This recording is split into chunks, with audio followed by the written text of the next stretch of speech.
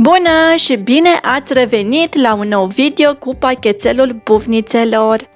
După cum v-ați dat seama și din titlu, astăzi am pentru voi idei de pachetel cu tema acestui sezon, și anume Valentine's Day sau Dragobete. Dacă crezi că și tu ai nevoie de idei de pachetel, te invit să te abonezi și haideți să începem! Voi folosi pentru primul pachetel de astăzi o cutiuță pe care nu am mai folosit-o de mult. Este de la firma Ziploc și se deschide foarte ușor. Pentru meniul principal aveți nevoie de 3 ouă fierte. Le voi zdrobi cu o furculiță, depinde de dumneavoastră cât de bine vreți să zdrobiți ouăle, dacă vă place sau nu să simțiți bucăți de ou în sandwich.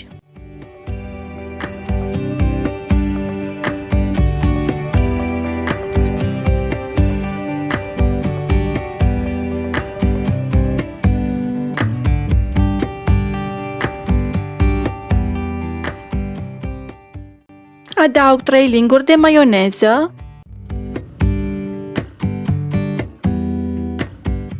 puțin piper, puțină boia de ardei dulce și puțină ceapă verde, sau puteți spune chives, de ce nu? Nu am măsurat ceapa, puneți după gust. Amestecăm totul foarte bine. Veți avea nevoie apoi de 2 felii de pâine. Tema acestui pachetel este 2 buburuze îndrăgostite. Mă folosesc de 2 forme pentru fursecuri, de 2 cercuri cu diferite mărimi pentru a decupa pâinea. Nu fac risipă de pâine, coaja sau ce rămâne de obicei când fac astfel de sandwich-uri, le pun într-o pungă și le folosesc la diferite rețete. Una dintre ele ar fi când facem chiftele sau piftele. Voi tăia cu aceeași formă puțină brânză, am aici un amestec de cașcaval și mozzarella și cu un cerculeț mai micuț tai puțin partea de sus pentru a face un locaș. Vreau să pun acolo 2 ochișori. Tai apoi puțin și din brânză pentru a crea niște aripi. Și cu această formă super micuță fac niște inimioare sau decupez niște inimioare. Asamblez acum totul.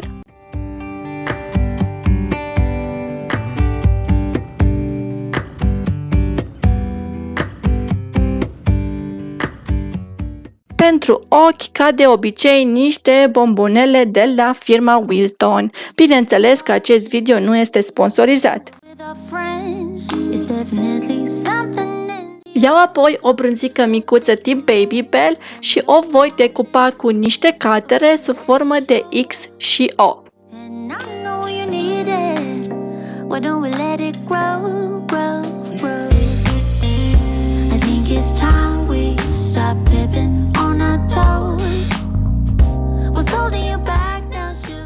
Iau și câte o roșie micuță, în America se numesc grape tomatoes, sunt micuțe ca bobul de strugure.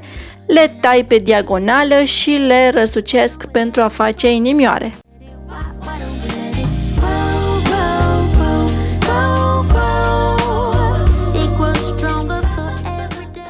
Continui la fel și cu restul roșiilor până când le voi termina pe toate.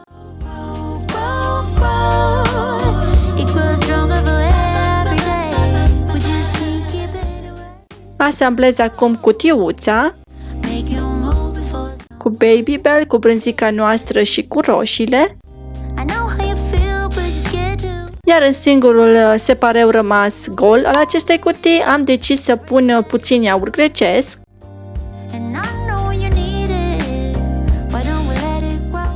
Puțină granola.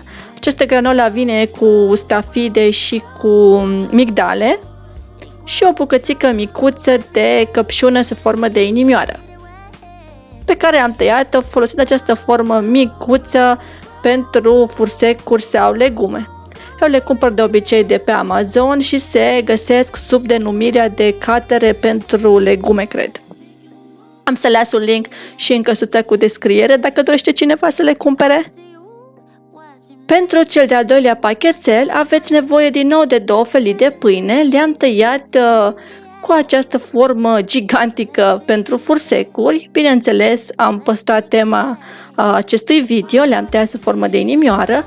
Pun acum puțină cremă de brânză.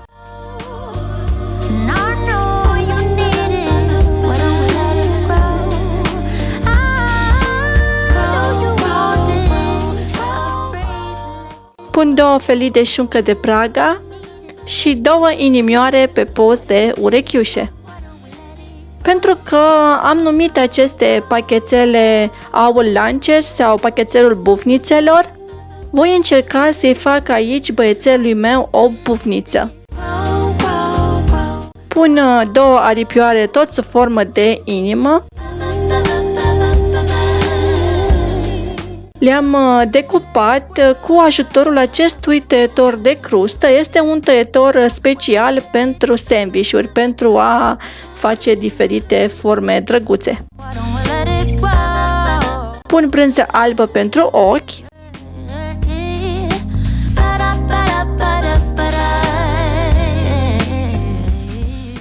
Am tăiat brânza cu această formă rotundă.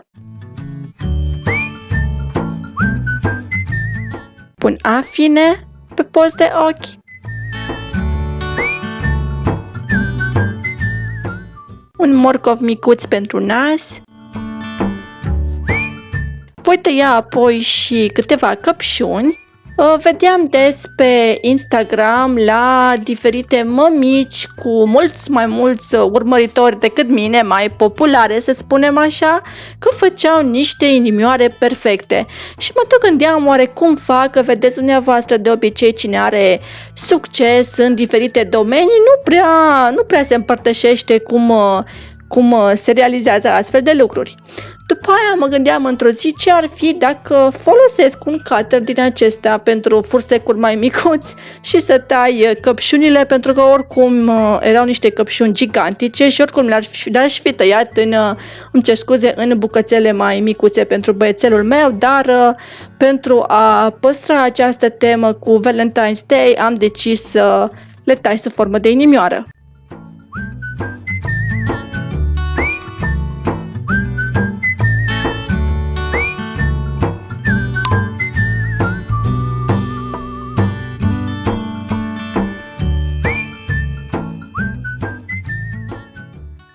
Ca legumă, pentru a mai schimba puțin, îi voi da niște Sugar Snap Peas. Peas fiind mazăre. Vreau să încerc și alte legume cu el, poate am noroc și prinde gustul acestora și mai schimb și eu puțin, nu tot castravete și morcov, leguma lui principală, leguma lui favorită. Îi voi da apoi și puțin ranch, acel dressing pentru legume sau pentru salate. Puteți spune ce dressing se găsește pentru salate, bineînțeles, în România.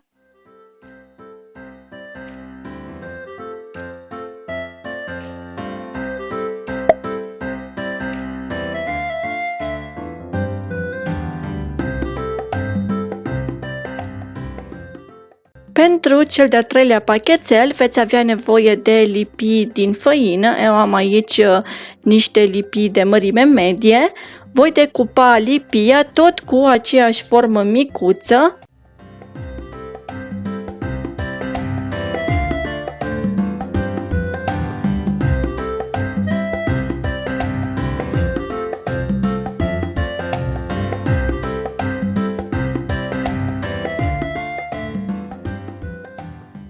Pun cremă de brânză. Inițial mă gândisem să pun cremă de brânză, apoi să tai, dar cred că mă murdăream foarte, foarte mult. Ar fi fost mult mai messy, să spun așa, în bucătărie.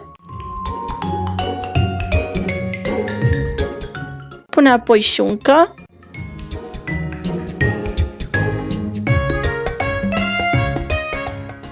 Brânză. Și rulez. Strâng și apăs în același timp.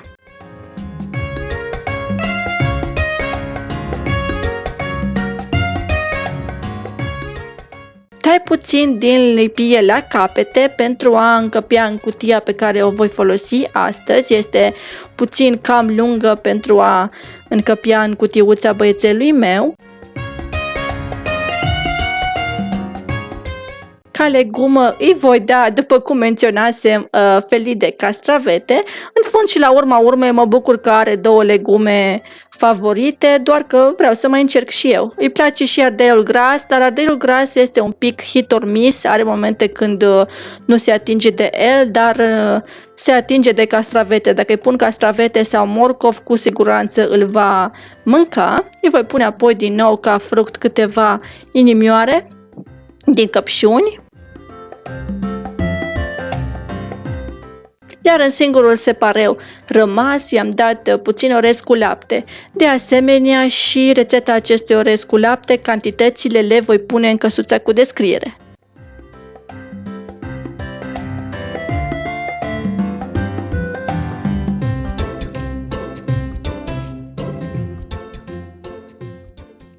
Uite că am ajuns și la ultimul pachetel de astăzi.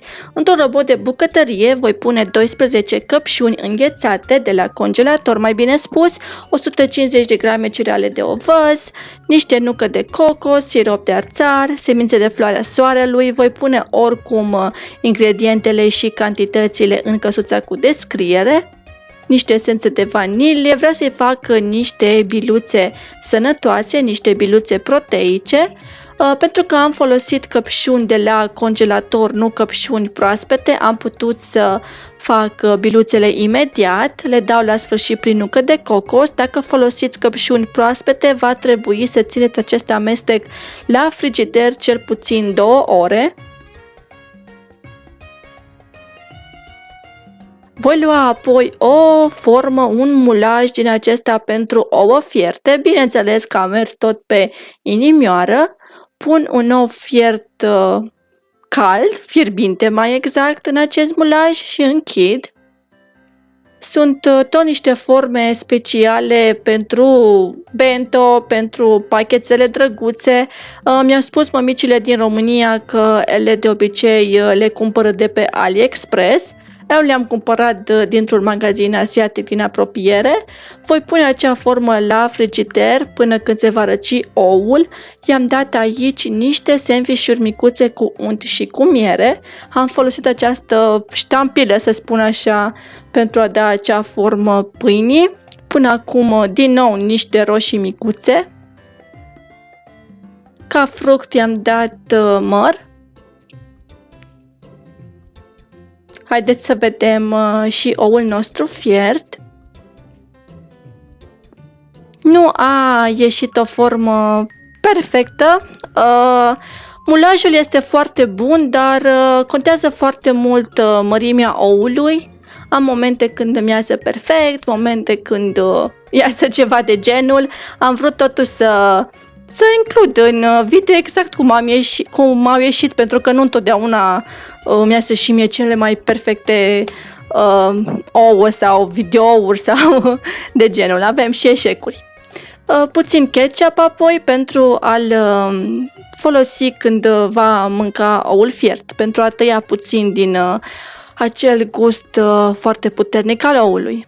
Aici se încheie și videoul nostru de astăzi. Eu vă mulțumesc foarte mult că ați fost alături de mine și noi ne auzim data viitoare la un nou video cu alte idei de pachetel. Numai bine!